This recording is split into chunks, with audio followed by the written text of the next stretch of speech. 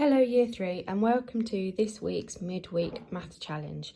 So this week in maths you've been learning about right angles, acute angles, obtuse angles, and you will be looking at parallel lines. So that is the focus of this week's midweek challenge.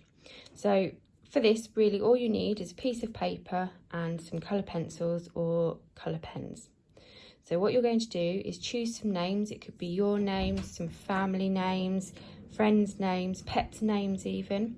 You're going to write them down and look at the letters to see if you can find examples of all of these things, and then write them or draw them onto your letters. So I'm going to start off with my first letter, which is an F.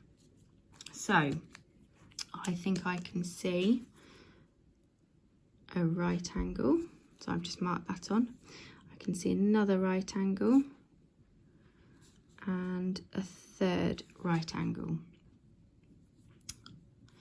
Then I can see that I have some parallel lines. So if you haven't got to that part yet, parallel lines are lines that, a bit like train tracks, they never ever meet. If they carried on and on forever, they would never join together.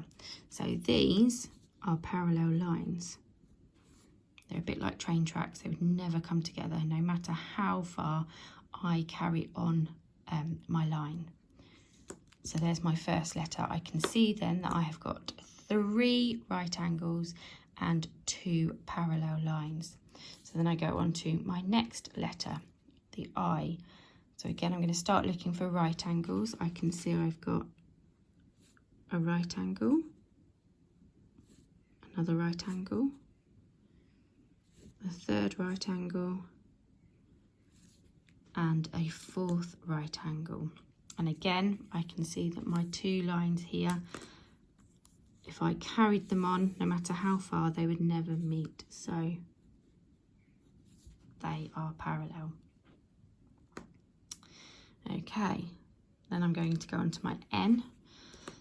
Now this time I can't see any right angles, so what other angles are we looking for? Acute, which remember an acute angle is less than 90 degrees, so less than a right angle, and an obtuse angle which is more than 90 degrees or more than a right angle. So I think I have got some acute angles here. So I've got an acute angle there and an acute angle there. And then I can see again, I have got some parallel lines. Now I can tell that this line in the middle here is not parallel because it's already met with the 2 outside lines of my N, so therefore I know it's not going to be parallel. Now if you're not sure about how to, whether or not an angle is a right angle or bigger or smaller than, you can use the corner of your piece of paper, because we know a piece of paper like this is a rectangle, and a rectangle has got 4 right angles. So I could always use, fold it over, and I could see that's definitely less than a right angle. So I know it's going to be an acute angle. So you're going to have a go. Here's one I made earlier. Have a go for all of the letters in those names.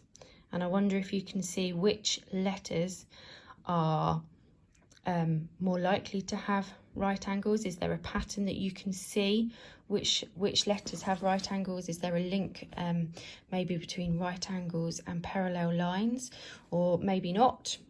Which letters are more regularly used? What do you think? What can you see in those angles and those lines of letters? Remember, you can send it to your teachers via the email, or you can post pictures of what you've been doing on your Twitter as well. We look forward to seeing what you do.